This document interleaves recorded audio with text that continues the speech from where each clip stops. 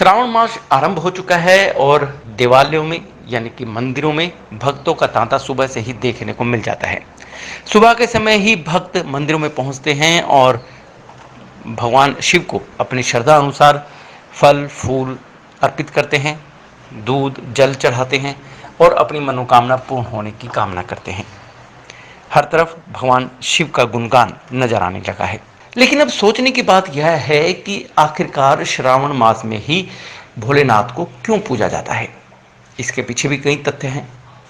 कहा तो यह भी जाता है कि श्रावण मास के दिन ही भगवान शिव ने पार्वती जी को दर्शन दिए थे, उन्हें अपनाया था। और श्रावण मास प्रभु शिव भोले को बहुत प्रिय है। अब श्रावण मास का शाब्दिक अर्थ पर जाएं तो शाब्दिक अर्थ होता है श्रावण यानी सुनना।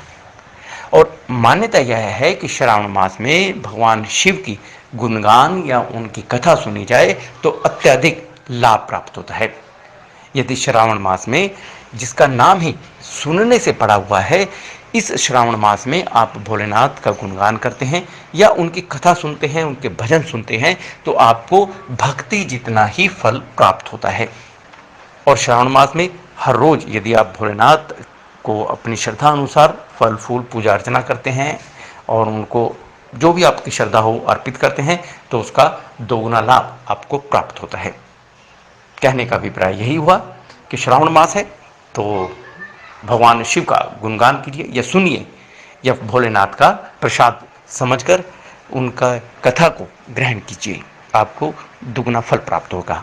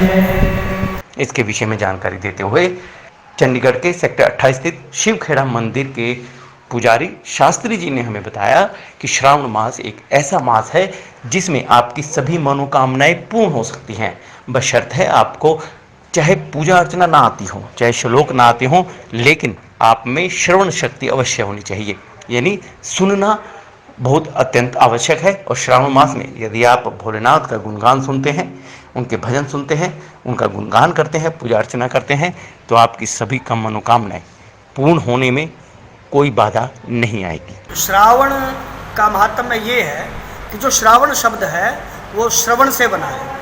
श्रवण का अर्थ होता है, एक तो हम कान बोलते हैं, श्रवण मैंने कान होता है, और श्रवण का अर्थ है सुनना। इस श्रावण के महीने में ज़्यादा से ज़्यादा भगवान की चर्चा सुननी चाहिए। श्रावण का महीना इसलिए विशेष बताया गया है। अब शंकर भगवान के जो दिन होते हैं, इसमें एक विशेष दिन आता है हरियाली तीज। श्रावण के महीने में शुक्ल पक्ष में जो तीज तिथि है वो हरियाली तीज के नाम से जानी जाती है।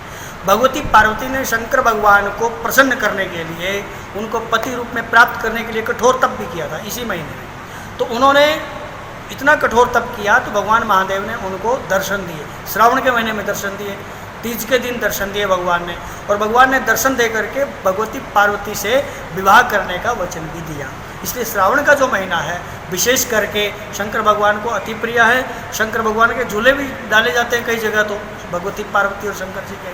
तो श्रावण के महीने में भगवान की कथा का श्रवण करना विशेष है।